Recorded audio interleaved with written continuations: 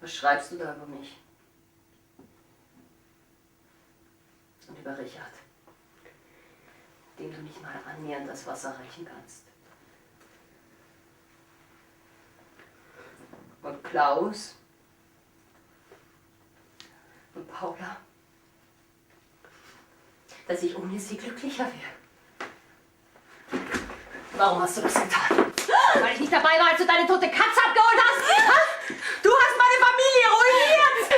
Übernimm endlich Verantwortung. Ich habe dir genau das gegeben, was du gebraucht hast. Und mich wirst du immer noch verstrickt in dieser sinnlosen Ehe. Was? Du kannst es momentan nicht akzeptieren. Du glaubst, ich wollte hier mit dir leben? Du brauchst mich. Du bringst mich ins Gefängnis, ich krieg vielleicht 2 Jahre! Die vergehen wie im Flug. Ich werde dich jede Woche besuchen kommen, Susanne.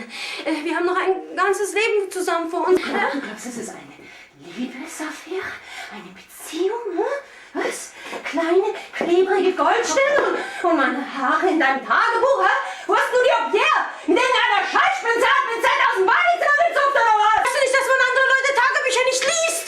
Das ist privat! Wir sind keine Kumpels. Und wollte genau das. Ich saß mit meiner Schwester im Musicalraum und hab es angeguckt und meinte zu ihr, du, schmerzt dich das nicht so, dass du da nicht auf der Bühne stehst und das machst? Das war für mich das Größte.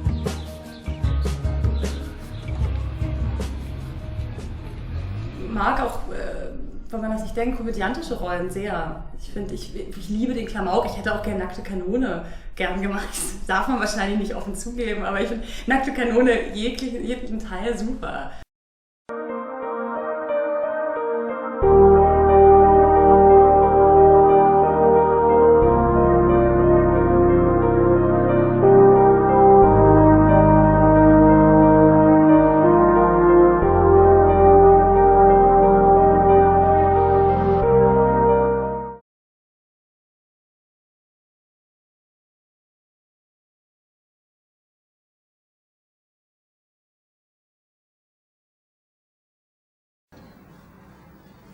Wo ist deine Mama?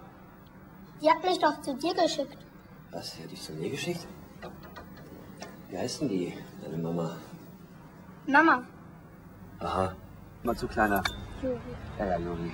Ich habe zufälligerweise gerade selber was Wichtiges zu tun. Deswegen bringe ich dich jetzt nicht zur Schule. Klar?